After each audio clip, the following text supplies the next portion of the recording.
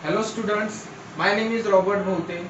So today we will learn about biology class 11 and the topic is excitatory product and their elimination. To understand the literal meaning of excitatory product and their elimination, we have to learn some terminology here. So हमको पता है कि हमारे body में trillions of cells present होते हैं। उन sales में काफी सारे केमिकल रिएक्शंस ऑकर होते हैं। जैसे कि मैं यहाँ पे एक सेल जनरली ड्रॉ कर रहा हूँ कि अज्यूम कीजिए कि मैं एक रिएक्शन यहाँ पे ड्रॉ कर रहा हूँ। ये होगी एक और ये होगी दूसरी। तो इन सारे केमिकल रिएक्शन को जो सेल के अंदर हो रही है, उन केमिकल रिएक्शंस को हम बोलेंगे metabolical reactions. Metabolic reactions and the phenomenon is called as metabolism. So हम मेटाबॉलिज्म की डेफिनेशन क्या कहेंगे कि सेल में जो भी सारे मेटाबॉलिकल रिएक्शंस हो रहे हैं एंड केमिकल रिएक्शंस हो रहे हैं, उस फिनोमिनन को, उस प्रोसेस को हम क्या बोलेंगे? मेटाबॉलिज्म। वैसे हमने ये फर्स्ट चैप्टर में 11th क्लास के फर्स्ट चैप्टर में हमने ये पढ़ा हुआ है। तो लेटर अब हम देखेंगे कि जब हम ये केमिकल रिएक्शंस पढ़ते हैं, जब ये सेल्स में केमिकल रिएक्शंस होते हैं, तो हमको कुछ यूजफुल प्रोडक्ट्स मिलेंगे। क्या मिलेंगे? Useful products. एंड कुछ हार्मफुल या फिर वेस्ट प्रोडक्ट मिलेंगे। सो स्टूडेंट्स, आज हमको इस टॉपिक में इसी वेस्ट प्रोडक्ट्स के बारे में पढ़ना है। तो कौन से हो सकते हैं वो वेस्ट प्रोडक्ट? अब जानिए कि एक हो सकता है क्रिएटिनिन, फिर CO2 हो सकता है, फिर नाइट्रोजीनियस वेस्ट हो सकते हैं, नाइट्रोजीनियस वेस्ट मटेरियल। अब आपको यहाँ पे क्वेश्चन आया होगा कि CO2 कहाँ से आया या फिर क्रिएटिनिन कहाँ से आया। तो ये क्रिएटिन के विघटन होने के बाद, जब हमको डिग्रेड होने के बाद जो भी मिल रहा है वो creatine as a waste product मिल रहा है। देन CO2 हमको पता है कि जब हम ग्लूकोज को ऑक्सीजन के प्रेजेंस में रखते हैं तो हमको ATP एंड CO2 मिलता है and this reaction is called as glycolysis. Correct. Then हम मेन टॉपिक यहाँ पे पढ़ने जा रहे हैं नाइट्रोजीनस वेस्ट, तो जो कि इस वाले चैप्टर का इंपॉर्टेंट टॉपिक है। तो later we will discuss about what is mean by nitrogenous waste. इस चैप्टर में हमको एज अ नाइट्रोजीनस वेस्ट का मतलब क्या दिया हुआ है, एनसीईआरटी में क्या दिया हुआ है, ये हम पढ़ने जा रहे हैं। सो स्टूडेंट्स, कि as a name suggest nitrogenous waste,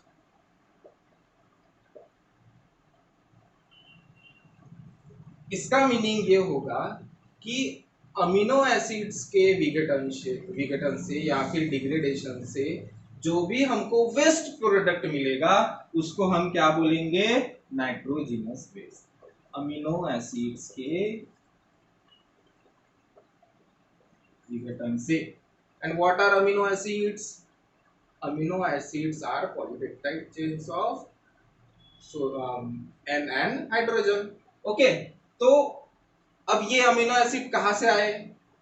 तो फूड जब वो हम इंटेक करते हैं वहां से आ सकते हैं या फिर कुछ हमारे बॉडी में प्रोड्यूस होंगे। वैसे तो अमीनो एसिड्स के काफी सारे टाइप्स हमको देखे जाते हैं या फिर हम अमीनो एसिड्स को काफी सारे इसमें क्लासिफाई करते हैं, जैसे कि essential amino acid, non essential amino acid, जैसे हो गया acidic amino acid, basic amino acid या फिर न्यूट्रल अमीनो एसिड। तो ये सारे चीजें अमीनो एसिड्स के अंदर हम पढ़ते हैं। अब हम देखेंगे कि नाइट्रोजनस वेस्ट को अच्छी तरीके से पढ़ने के लिए हमको एक कंसेप्ट समझना होगा कि हम सब जानते हैं कि हमारा लार्जेस्ट एंडोक्राइन ग्लैंड हमारे बॉडी में प्रेजेंट होता है, वो है लीवर। अब स्टूडेंट्स लीवर में होता क्या है कि हमारे अमीनो एसिड जो है वो जाते हैं। तो मैं इन जनरल अमीनो एसिड्स का आपको स्ट्रक्चर ड्रॉ करके देता हूं। तो ये हो गया स्टूडेंट, ये है हमारा एक जनरल स्ट्रक्चर। अब होता क्या है, इस अमीनो एसिड का दो पार्ट में ब्रेकडाउन होता है। मतलब यहां से ब्रेकडाउन होगा तो हमको मिलेगा NH2 and then CHR and COOH। Students, इस वाले पार्ट से हम ग्लूकोज बना सकते हैं। तो यहाँ पे हम देखेंगे कि ग्लूकोज बन रहा है बाय विच प्रोसेस, ग्लूकोनियोजेनेसिस। जिस भी नॉन कार्बोहाइड्रेट सोर्स से ग्लूकोज बन रहा है उसे हम ग्लूकोनियोजेनेसिस बोलेंगे। एक प्रकार के नए तरीके से ग्लूकोज यहाँ पे बन रहा है। देन ये जो NH2 रह गया है अमोनिया, इससे हमारे क्या बनेंगे, नाइट्रोजनस वेस्ट। अब क्वेश्चन यहाँ पे अराइज होता है कौन से नाइट्रोजनस वेस्ट जो हमको हमारे एनसीईआरटी में दिए हुए हैं, हमको एनसीईआरटी को फॉलो करना है। तो पहला दिया हुआ है अमोनिया,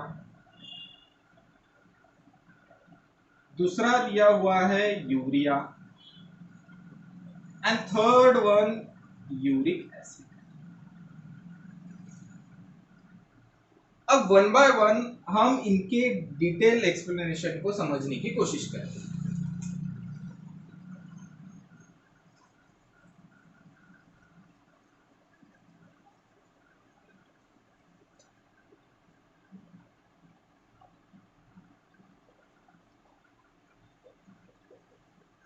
इसका मॉलिक्यूलर फॉर्मूला होता है NH3। अब NH2 का ही कन्वर्जन, जैसे कि मैंने लीवर ड्रॉ करके आपको एक एक्सप्लेन किया, NH2 का ही कन्वर्जन एक H ऐड करके NH3 में हो रहा है और अब अमोनिया बन रहा है। तो अमोनिया जो होता है हाईली टॉक्सिक सब्सटेंस होता है। अब क्यों होता है हाईली टॉक्सिक सब्सटेंस, क्योंकि स्टूडेंट्स ये अल्कलाइन नेचर में होता है।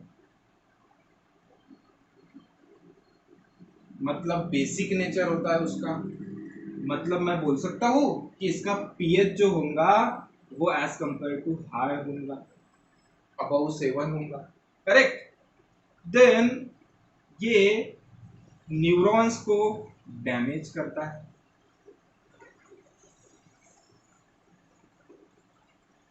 देन न्यूरोट्रांसमीटर्स के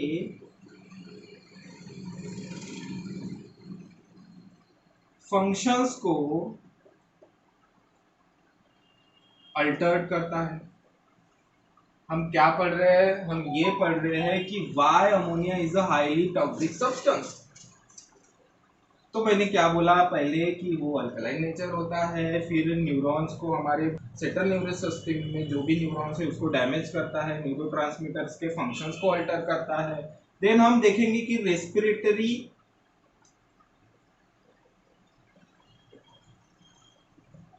इरिटेशन देता है। So there are many topics that we will explain that why highly toxic substance is ammonia. Okay. Then the second point about ammonia is कि ammonia को remove करने के लिए बॉडी से मोर वाटर रिक्वायर होता है।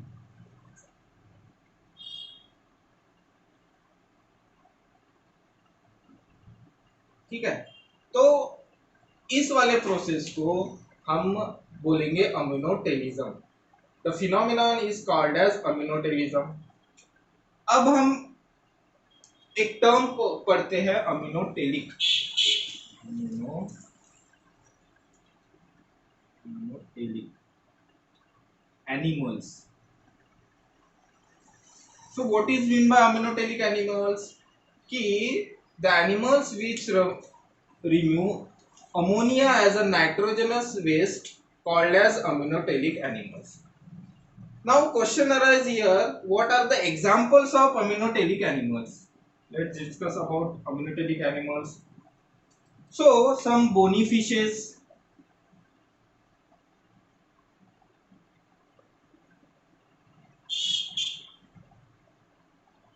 some aquatic insects are the examples of aminotelic animals.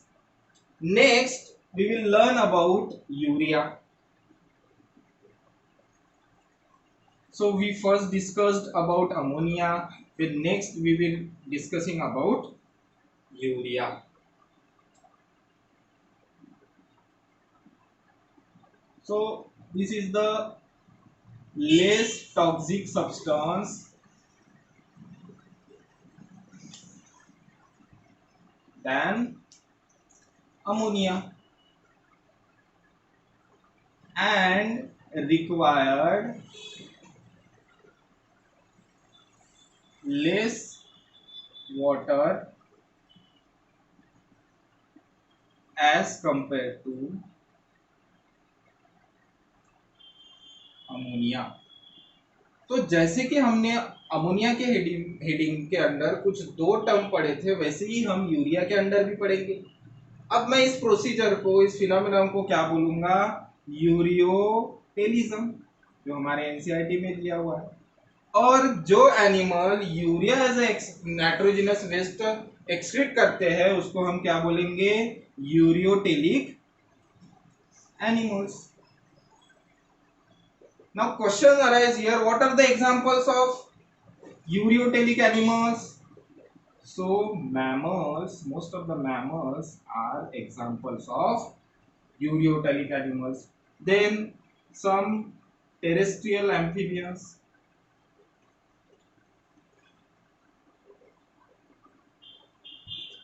are the example of ureotelic animals. Next we have a uric acid. Uric acid.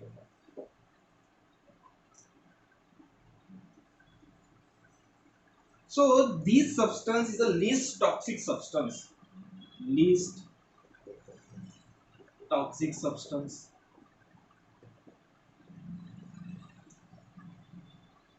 Then it required very less amount of water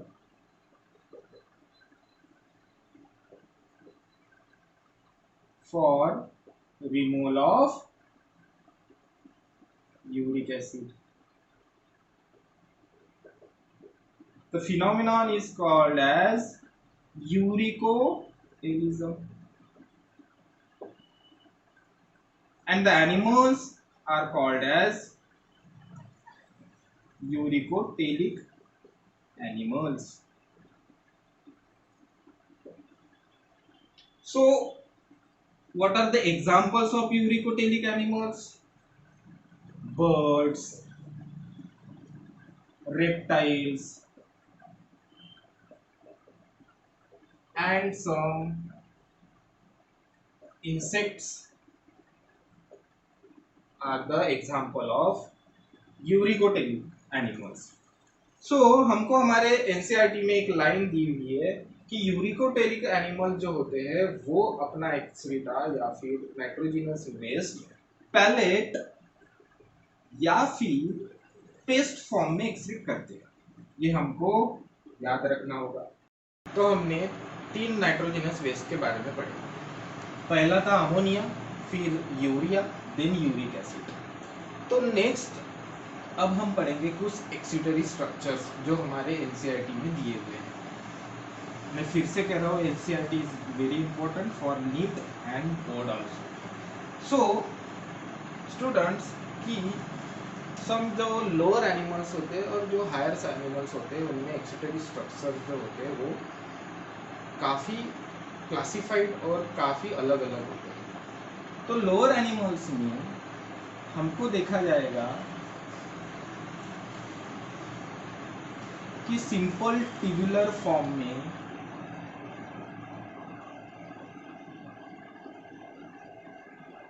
एक्सिटरी structure होंगे and higher animals में जैसे जैसे phylum से हम आगे बढ़ते जाते हैं तब हमको मिलेगा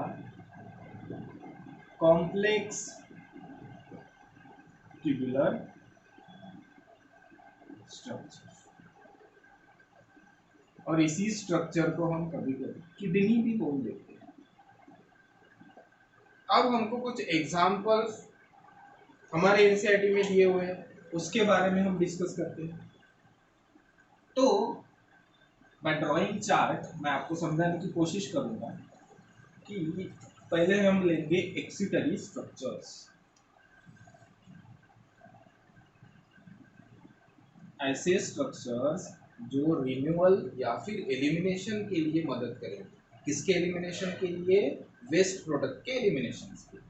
फिर हम इसके एनिमल्स लिखेंगे, मतलब एग्जांपल्स लिखेंगे। ओके, तो पहला हम एक्सिटरी स्ट्रक्चर जो हमारे एनसीईआरटी में दिया है वो है प्रोटोनेफ्रिडिया।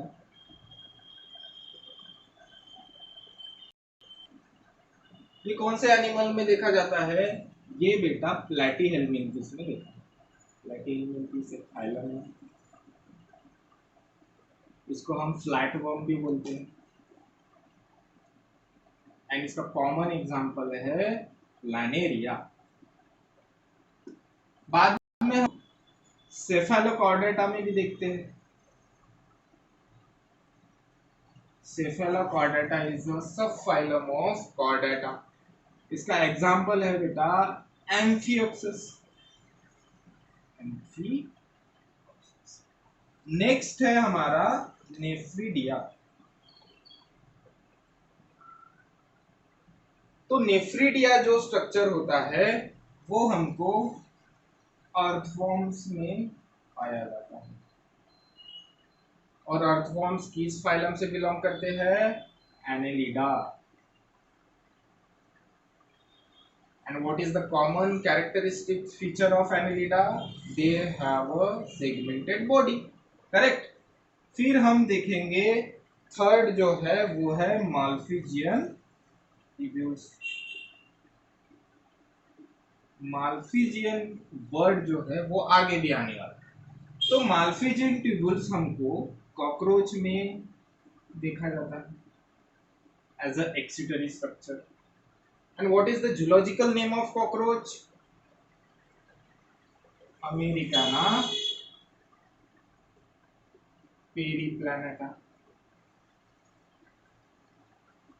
और कॉकरोच कौन से फाइलम से बिलोंग करता है? Arthropoda. And what is the main common feature of orthopoda? They have a jointed appendages। हमने पढ़ा हुआ है जॉइंटेड अपेंडेजेस या फिर जॉइंटेड लेग्स। ओके, नेक्स्ट हम एक्सिटरी स्ट्रक्चर पढ़ेंगे वो है ग्रीन ग्लैंड्स। कौन सा? Green glands.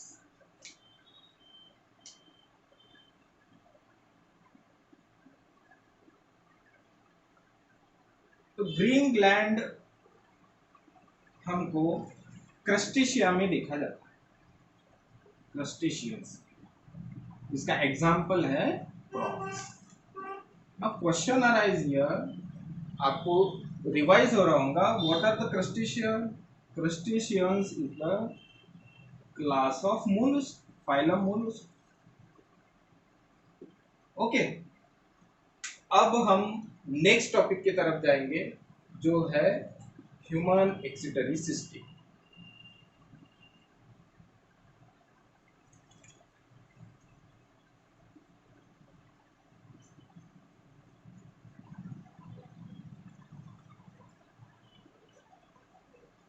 तो मोस्ट कॉमन हमको यहाँ पे ये देखना है कि ह्यूमन एक्सिटरी सिस्टम एक्चुअल में जो है वो लीवर से स्टार्ट होता है।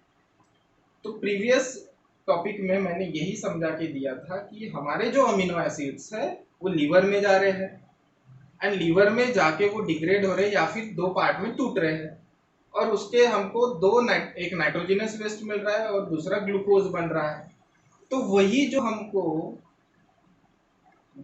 अमोनिया मिला था, उसी अमोनिया का कन्वर्जन यूरिया में होता है। कहाँ पे होता है? लीवर में। तो अज्यूम करो कि ये लीवर है, लार्जेस्ट ग्लैंड ऑफ बॉडी। यहाँ पे हमारे अमीनो एसिड्स आए, इस अमीनो एसिड से हमको जो NH2 मिलता है, अमोनियम ग्रुप मिलता है, वो कन्वर्ट होता है यूरिया में। और इसी साइकिल को हम क्या बोलते हैं? अमोनिया का कन्वर्जन यूरिया में जो हो रहा है, उस साइकिल को हम बोलते हैं यूरिया साइकिल। यहाँ तक के कोई दिक्कत है कि यूरिया साइकिल से हमको यूरिया मिल गया। अब यही यूरिया हमको क्या करना है? रिमूव करना है, because it is a excretory product, it is harmful to our body. इसलिए हमको बाय द प्रोसेस हमको ये यूरिया एक्सक्रीट करना है। अब हम देखेंगे कि ये urea blood through hepatic when में जाएगा। अब यहाँ पे हेपेटिक वेन जुड़ी हुई होती है, जिसमें ब्लड जाता है, उसमें हमारा ये यूरिया रहेगा। करेक्ट। अब स्टूडेंट्स, इस वेन को मैंने हेपेटिक वेन क्यों नाम दिया? कि जहां जहां हेपेटिक नाम आता है तो याद रखने का, it is related to liver.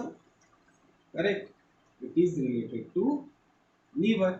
फिर हेपेटिक वेन से ब्लड जो जाएगा बेटा वेना कावा में, एंड वेना कावा के बाद ये ब्लड जाता है हार्ट पंपिंग के लिए। फिर हार्ट से लंग्स में जाएंगे।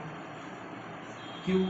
यहाँ हमको कौन सी प्रोसेस करनी है? ऑक्सीजनेशन वाली प्रोसेस, क्योंकि जो भी ब्लड है वो डीऑक्सीजनेटेड है, इसीलिए तो यहाँ पे वेन यूज किया हुआ है।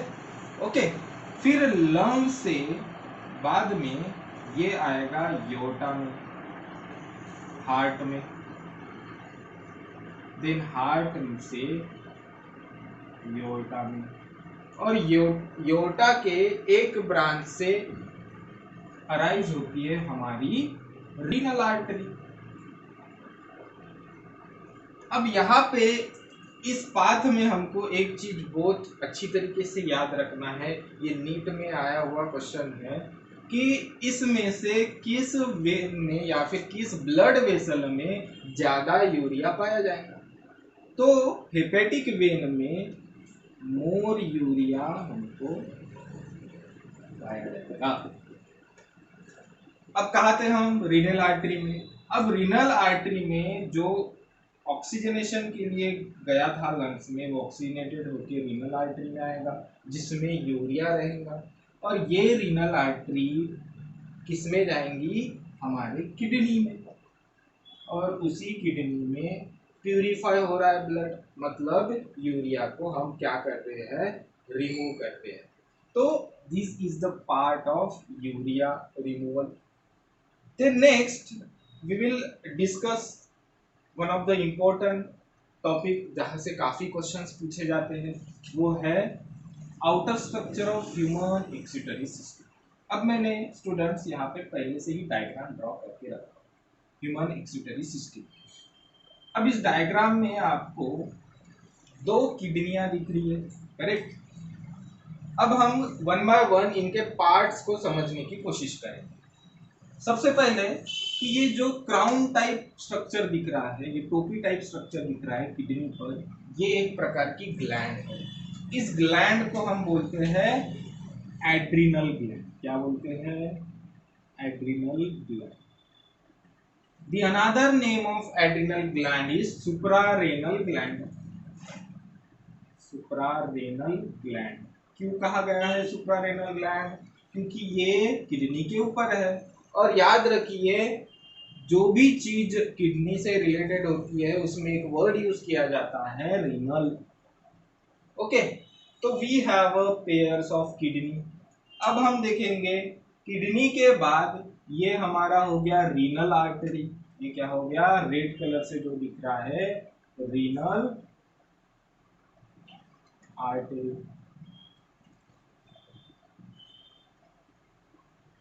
फिर यहाँ पे हमको और देखेगा रीनल वेन, ये दोनों तरफ होंगी। ये जो ट्यूबुलर लाइक स्ट्रक्चर दिख रहा है जो इस सैक से जुड़ रहा है, इसको हम बोलेंगे यूरेटर, इसको हम बोलेंगे यूरेटर। एंड लास्ट में नहीं, सेकंड लास्ट में हमको जो स्ट्रक्चर दिख रहा है सैक लाइक स्ट्रक्चर, ये है बेटा यूरिनरी ब्लैडर।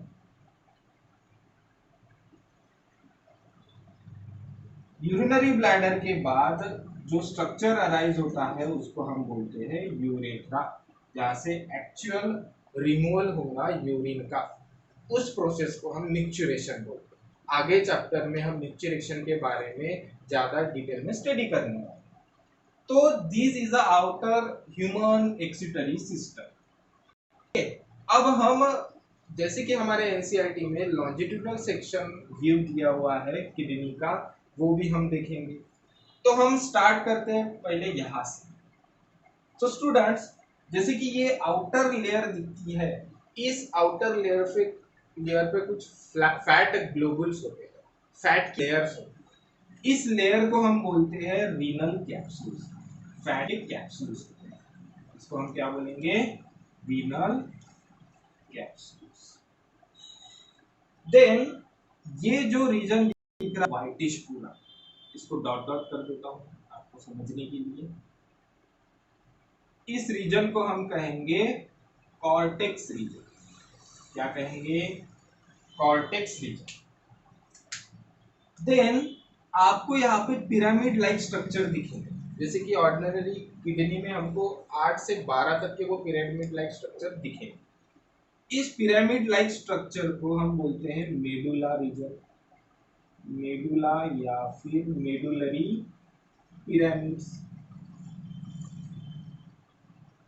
अब आगे बढ़ते हुए मेडुलरी पिरामिड्स के बाद एक ट्यूब लाइक स्ट्रक्चर हमको अराइज होते हुए दिखेगा, उसको हम बोलेंगे माइनर कैलिक्स। क्या बोलेंगे? Minor calyx. Then minor calyx के बाद ये जो स्पेस दिख रही है हमको, उसको हम बोलेंगे मेजर कैलिक्स, मेजर कैलिक्स। अब मेजर कैलिक्स के बाद काफी सारी स्पेस हमको दिख रही है, उस स्पेस को हम बोलेंगे पेल्विस रीजन। क्या बोलेंगे? पेल्विस। अब स्टूडेंट्स, पेल्विस रीजन से ही हमारी ये जो ट्यूब अराइज हो रही है, उस स्ट्रक्चर को हम क्या बोलेंगे? हीलम। क्या बोलेंगे? हीलम। और हीलम ही ऐसा पार्ट है जो कंबाइन करता है यूरेटर एंड हमारे किडनी। ओके, बाद में हमने ये देखा है कि रीनल आर्टरी होती है और ये रीनल वेन होंगी जो ब्लड गो थ्रू करने के काम में। तो ये हो गया हमारा outer human excretory system. Then ये हो गया लॉन्जिट्यूडिनल सेक्शन ऑफ एक्सिटरी और फिर किडनी। अब हम देखेंगे कुछ इंपॉर्टेंट फीचर्स या फिर कुछ important points of human excretory system. तो स्टूडेंट्स, पहला पॉइंट है कि हमारे पास पेयर ऑफ किडनीज है। कहाँ पे? ह्यूमन एक्सिटरी सिस्टम में kidney. Then pair of ureter है। देन यूरिनरी ब्लैडर है, जहाँ पे यूरिन जो होता है वो स्टोर होता है। अब यूरिनरी ब्लैडर किस चीज से बना होता है बेटा? ये स्मूथ मसल से यूरिनरी ब्लैडर बना होता है। वो स्मूथ मसल कॉन्ट्रैक्शन रिलैक्शन करता है। देन यूरेथ्रा है। फिर हम देखेंगे कि जो किडनी जो होती है वहाँ वो कहाँ पे सिचुएटेड होती है, कि जो हमारा थर्ड थोरैसिक रीजन होता है, इन बिटवीन